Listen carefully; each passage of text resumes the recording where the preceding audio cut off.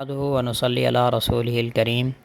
اما بعد فاعوذ باللہ من الشیطان الرجیم بسم اللہ الرحمن الرحیم والفجر ولیال عشر۔ ذی الحج کا مہینہ شروع ہو چکا ہے اور اس کا جو ابتدائی پہلا عشرہ ہے اس کو اللہ تبارک و تعالی نے بہت بڑا درجہ عطا فرمایا ہے۔ یہ سال کے 12 مہینوں میں بڑی ممتاز حیثیت رکھتا ہے۔ قرآن مجید کے آخری پارہ میں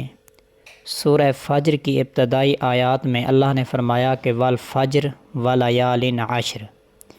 اس میں اللہ تبارک و تعالی نے 10 راتوں کی قسم کھائی ہے، اور اللہ تبارک و تعالی کو کسی بات کا یقین دلانے کے لیے قسم کھانے کی ضرورت نہیں، لیکن کسی چیز پر اللہ تبارک و تعالی کا قسم کھانا اس چیز کی عزت اور حرمت پر دلالت کرتا ہے۔ تو اللہ تعالیٰ نے اس سورۃ فجر میں جن راتوں کی قسم کھائی ہے اس کے بارے میں مفسرین کی ایک بہت بڑی جماعت نے یہ کہا ہے